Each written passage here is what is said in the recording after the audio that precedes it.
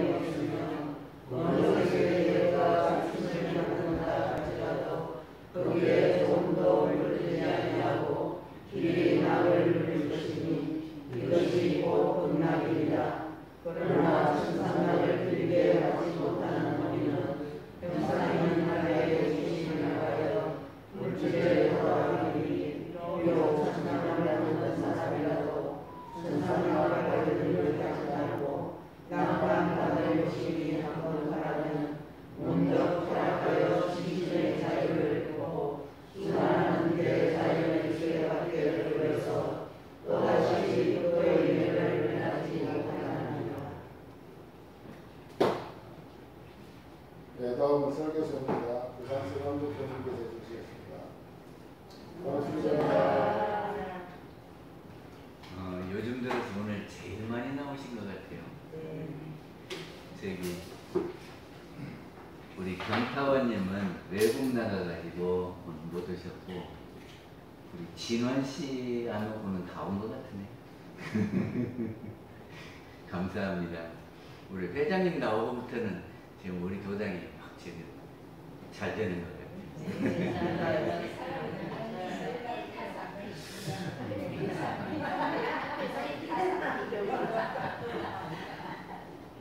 예님은 더 낫다신 것 같아.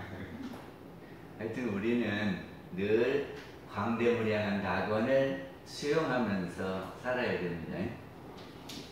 그 광대무량한 낙원이 이 생에만 그래요? 내 생에도 그래야 돼? 보일 때만 그래요? 안 보일 때도 해야 돼?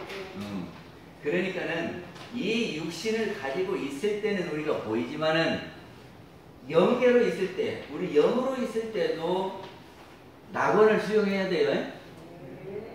늘 우리는 낙원을 수용해야 됩니다. 근데 그 낙원에는 두 가지가 있어요. 하나는 인간낙이고 하나는 천상낙이지요. 인간낙이라고 하는 것이 뭐냐 그러면 형상 있는 세간에 오욕낙이요 오복낙이 인간낙입니다. 우리가 오욕하면 뭔 것을 말하냐 그러면 우리가 그 본능적으로 하고자 하는 것이 5개가 있는데 그게 뭡니까? 첫째는 식욕이에요. 어떤 사람은 서울에서 이천까지 밥 먹으러 다닌대요. 이런 걸 뭐라고요? 미식가. 그래서 좋은 거 먹으면 좋잖아요. 그러니까 어떻게 하면 좋은 것이 어디가 있는가 하고 좋은 거 먹으러 다니잖아요. 그게 식욕이 첫째고, 두 번은 세욕이에요. 세욕은 뭔지 알죠? 또 세 번째는 재물욕, 네 번째는 명예욕, 다섯 번째는 수면욕이에요. 다 서 있으면 앉고 싶고 앉으면 눕고 싶고 편안하게 있고 싶단 말이지. 다 그렇게 하고 싶어. 그래서 이거를 오욕락이다 그렇거든요. 근데 이 오욕락이 채워지면은 행복하죠. 그렇지 않아요? 그리고 지난주에는 오복을 했거든. 그래서 사람마다 복받았다 하는 것이 5가지가 있는데 그 첫 번째가 뭐예요? 오래 사는 거임. 수, 그 다음에 부의, 부자로 사는 거, 그 다음에 귀하게 되는 거, 그 다음에 건강하게 사는 거임. 그 다음에 자식 복이, 이렇게 해서 5가지죠. 이렇게 다 이루어지는 것을 우리는 즐겁다, 행복하다 그런다고 말이죠. 근데 이거는 무엇을 중심으로 하냐 그러면 형상 있는 세계를 놓고 우리 눈으로 보고 그것이 좋겠다 이런단 말이죠. 그래서 형상 있는 것 중심이요. 그리고 인간낙이라고 하는 것은 우리 현실 생활에 나타난 모습이 인간 세상의 낙이요. 그리고 우리 보통 사람들 대부분의 중생들은 이 인간락을 추구하면서 삽니다. 근데 모든 것을 다 가질 수 있는 사람이 누굽니까? 우리는 왕이라고 생각하지요? 안 그래요?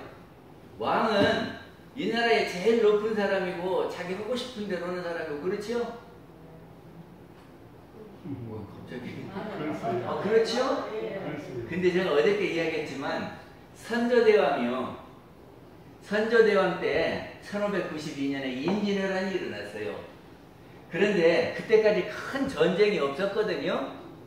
그러니까는 군인이 별로 필요가 없어서 전쟁이 없으니까 그러니까는 군인들을 이렇게 붙잡아 놓을 필요가 없고 훈련시킬 필요가 없어요.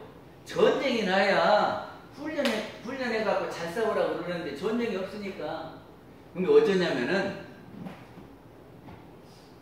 군인들을 다 집에 보내줘. 휴가 보내주고. 에? 그럼 좋다 그러겠지요. 자기 하고 싶은 군인들을 늘 잡아놓고 훈련만 시키면 죽겠다고 그러는데 집에 다 보내주면 얼마나 좋은가. 그리고 돈 있는 집은 돈 갖다 주면 다 빼줘. 에? 그래가지고 부대마다 군인들이 명단만 있고 군인들이 없었다요. 그러니까 외적이 침입하니까 부산에서는 쌈도 안 오고 그냥 손들어 버렸어. 그래가지고 외적한테 배가 침몰된 게 아니고 외적이 들어오니까 저 외적들한테 배를 뺏기면 큰일이잖아요. 그러니까 우리가 다 배에다 구멍 뚫어서 갈아쳤어. 그래가지고 한 달 만에 서울까지 외적이 침범을 해버렸어요. 생각해봐요. 부산에서 서울까지 걸어간다고 그러면 얼마나 걸리죠? 걸어간다고 하면 얼마나 걸릴까? 부산에서 서울까지. 그런데 그 임진왜란 때 외적이 가는데 한 달 만에 갔으니까 싸움 할 것도 없이 그냥 막 간 거예요. 죽으라고 걸어서 간 것이. 그러니까 전쟁이 났는데 한 달 만에 서울까지 갔으니까 한 번도 싸우고 막 이렇게 할 것도 없이 가버렸다니까. 그러니까 선조대왕이 어디로 갔냐 그러면 한밤중에요 의주로 피난을 가. 그러니까 백성들이 화가 났어요. 이 서울을 버리고 임금이 맨 먼저 도망가면 어쩌란 말이냐. 응? 백성들하고 함께 이 나라를 지키자고 해야지. 이 임금이부터 그냥 한밤중에 도망가 버리면 우리도 무엇이 되냐. 그리고 경복궁 불지른 사람이 외적이 아니라 우리 백성들이 가서 기분 나쁘니까 왕 미워라고 불을 질렀단 말이죠. 그래가지고 원성이 심해. 저 선조 보살 선조 참 그렇다고 해. 그런데 남해안에서는 어쩌냐 그러면은 이순신 장군이 훈련을 아주 철저하게 했어요. 예? 돈 받고 빼주지도 않고 휴가도 안 보내고 다 모아갖고 훈련시키면서 거북선을 만들었어. 그래가지고 임진왜란을 맞이했거든요. 그러니까 그렇게 훈련시킨 병사들을 데리고 이순신이 가는 곳마다 23전 23승을 했다는 말이죠. 그러니까 이 남해안에서는 온통 이순신 다들 그냥 나타나기만 하면 이순신 만세 이런. 그러니까 그 소식이 선조한테 들어가겠어요 안 들어가겠어요? 그러니까 선조가 늘 불안해. 왜 그러냐면은 이성계같이 고려를 그냥 밀어버리고 나라 세우면 안 되잖아요. 그러니까는 자기는 쫓겨나고 이순신이 왕되면 어쩔까 하고. 그러니까 불안해. 이 왕이 늘 행복한 것만 아니에요. 안 그래요? 그래가지고 어쩌냐면은 이순신이 앞으로 왕되면 안 되니까 이순신을 모함해가지고 압송을 해요. 그래서 한산소에서 서울까지 그렇게 덜렁거리는 그 소구르마에 끌어갖고 서울까지 가는 거예요. 그래가지고 이순신을 되게 두드려 팼어. 그래갖고 여러 신하들이 이순신 죽이면 안 된다고 그래가지고 무엇을 했냐면 배구종군을 지켜요. 백의종군. 그래서 계급장 다 떼고 가서 말 키워라고. 말이나 키워라고. 그래서 우리 대종경에 이순신 장군이 말 키우는 거를 예를 들으셨지요? 아무튼 무슨 이야기를 하고 싶냐 그러면 왕도 편안하고 행복한 것만은 아니더라 그 말이죠. 자기 마음대로 다 해도 불안해요. 아니 우리 선조대왕만 그런 것이 아니라 진시황도 그랬대요. 그래갖고는 언제 나라를 누가 쳐들어오려면 모르는 게 만리장성 쌓고 또 자기가 죽는 것이 두렵거든. 그러니까는 불로장생하는 약초를 풀어 그냥 사방으로 보내잖아요. 그러니까는 진시황 같은 사람도 죽음이 두렵고 언제 외적이 쳐들어올라가 모르니까 두렵고 왕도 행복하기만 한 것은 아닌가 보요.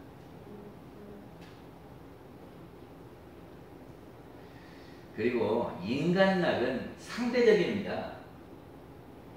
부자 하면은 누가 부자예요? 우리 부산에서 제일 부자가 누군가? 근데 그 사람도 저기 이재용 씨한테가 비교하면은 가난해. 안 그래요? 아니 아무리 부자라도 욕심이 많이요. 그래갖고 더 부자하고 그렇게 보면 아이고 나는 가난해. 그런다니까. 그래서 인간락으로는 만족하기가 어려워요. 아무리 이쁘게 생긴 사람도 탤런트들이 예쁜 사람 나오면 나는 못생겼다 그러거든.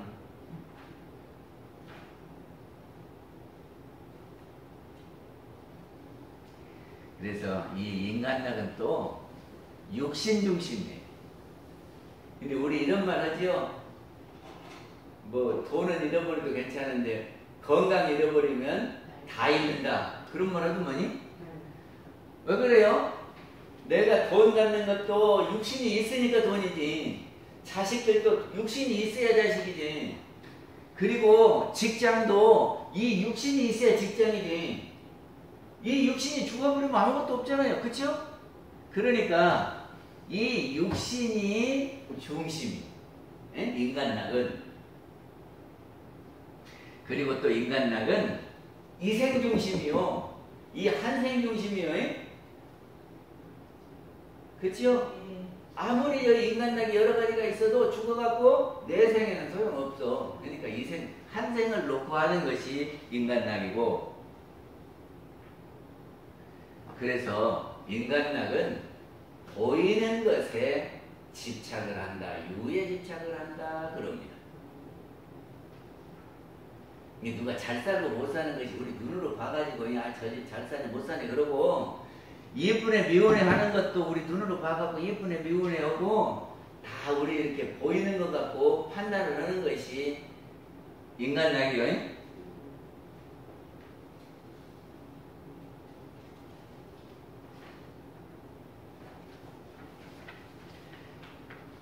그러면 천상락이라고 하는 것은 뭐냐 그러면 마음의 낙이 천상락이다 그럽니다. 마음의 낙이 마음으로 낙을 느끼는 것이 천상락이요. 근데 마음은 형상이 있습니까 없습니까? 마음 먹기에 따라서 낙이 되니까 마음은 형상이 없어요. 그러니까 형상이 없어도 행복하게 할 수 있다 그 말이지. 언제 행복해요? 저기들이 가만히 생각해보자. 내가 5살 때 누구랑 이렇게 했지 하면서 미소 짓잖아요. 그러면 마음속으로 생각하면서 행복해 하잖아요. 무엇이 지금 있어갖고 행복한 것이 아니라.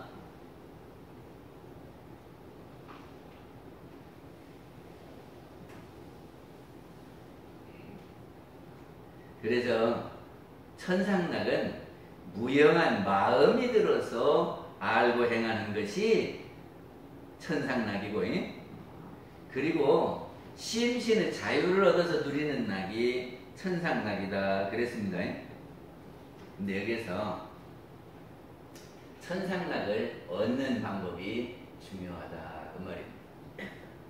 왜 그러냐면은 천상락은 마음락은 영원한 낙이요.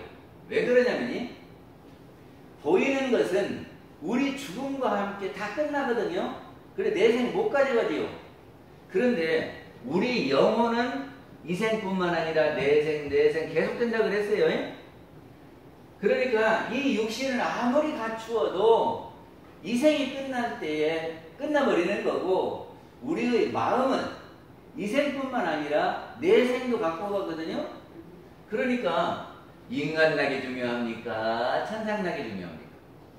천상락이다.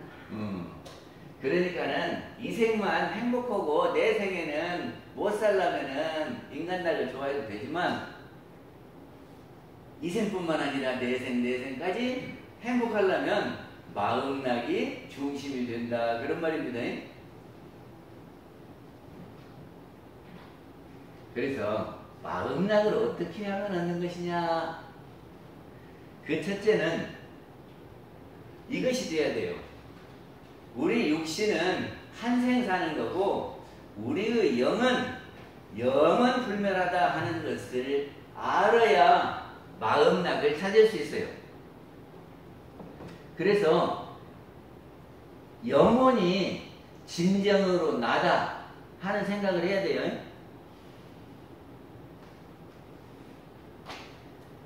그래서 제가 지난번에도 말씀드렸지만, 영혼이 영생을 산다 그러면 생사해탈이 된다 그랬어요. 처음 듣는 거 아니잖아요. 우리가 영생을 산다 그러면 죽어도 좋다. 왜 그러냐면은 헌차 끌고 다니다가 덜컹덜컹 소리 나고 어디가 서버리면 어쩌겠어. 근데 새 차 받으면 훨씬 좋잖아요. 그러니까는 우리가 저기가 헌차 끌고 다니는 것보다는 새 차 하는 것이 괜찮아요. 그러니까 죽어도 좋아해. 그러면 죽어도 두렵지 않고 좋아해. 그렇게 행복하죠. 두 번째는 은혜를 발견해야 돼요. 은혜를 발견해야 행복하거든요. 그러니까 늘 은혜를 찾아야 돼요. 은등님, 은혜를 늘 찾습니까? 안 찾습니까? 나는 찾아도 은혜가 아무것도 없다 그러신 분도 계세요? 네? 시집살이 아니라고 애쓰면 은혜가 하나도 없는가? 아니, 없으면 결혼할 때 그 순간이라도 행복했을 거 아니요. 그러니까 결혼했지. 그러면 그거를 찾아가지고 안 잊어버리고 꽉 갖고 있으면 어쩔까? 늘 마음속에 그때 결혼할 때 행복했어. 결혼할 때 늘 이러고 있으면 행복할 거 아니야. 그치요? 찾아보면은 다 행복할 때가 있었어요. 한 번도 나는 행복할 때 없었다 하는 분 있어요? 없지요? 그리고 찾아가지고 안 잊어버리면 마음속에 행복이 있어서 늘 마음의 낙을 누릴 수 있다. 맞지요? 세 번째는 희망이 있으면 행복해요. 나는 못 배우고 그랬어도 우리 아들들이 공부를 잘하면 행복하지요. 왜 행복해요? 이놈들이 커가지고 무엇이 되려는 거 모르니까 이놈 잘 키우면 앞으로 우리 집안도 괜찮을 거요. 그러죠? 그러면은 행복하지요?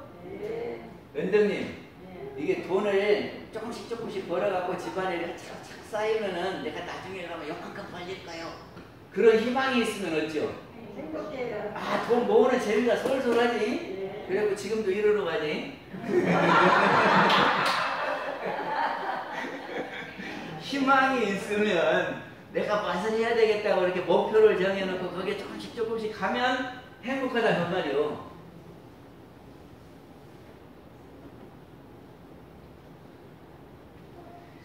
어저께 인타원님이 그러시더라고요.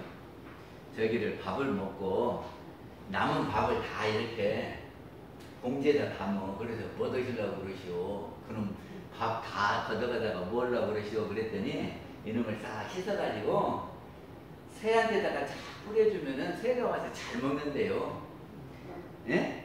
그러니까는 비록 말 못하는 새지만은 내가 새한테라도 이렇게 보시를 하면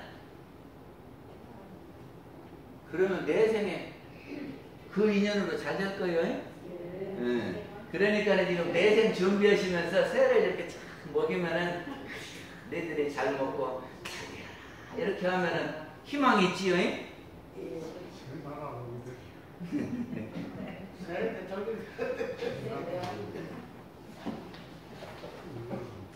다음에 돌릴 줄 알면 행복합니다.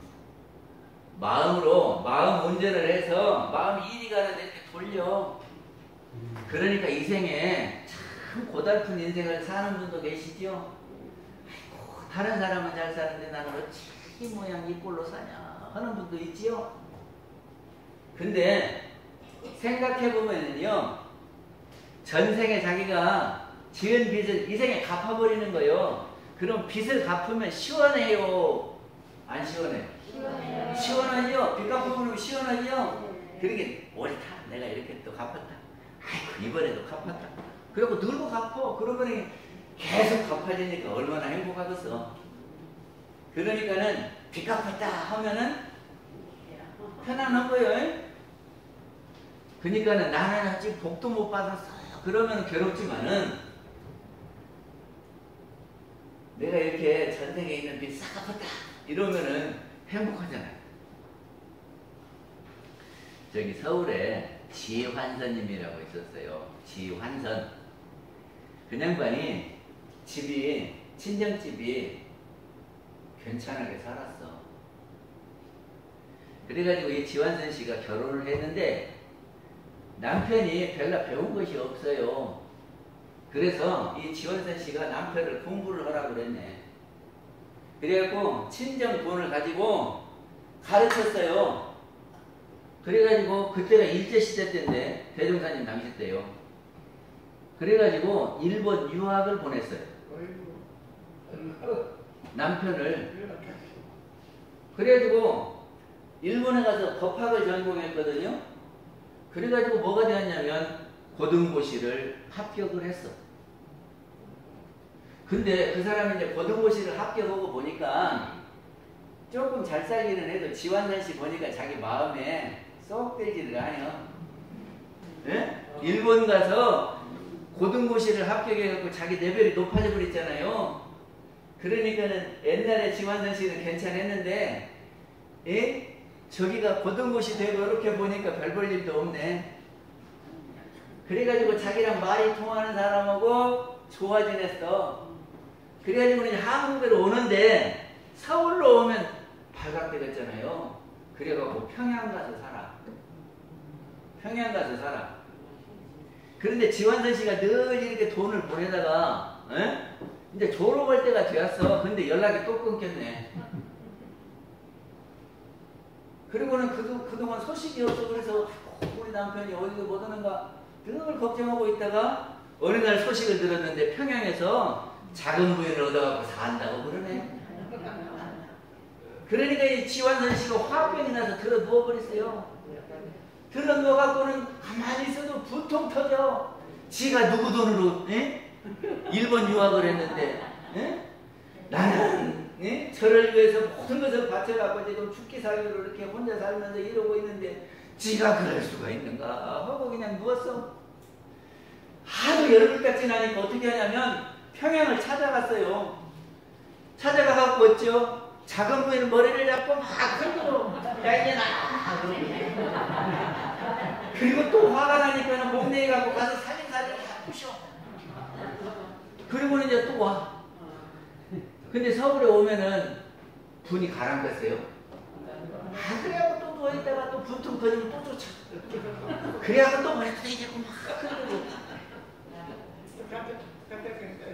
그러다가 그 지환선 씨가 대종사님 말씀을 들었어요. 전라도에 가면 생불님이 계신다는데 한번 가서 만나봐라 그랬네. 그래서 그 지환선 씨가 와서 대종사님한테 그동안 산 이야기를 다 하는 거예요.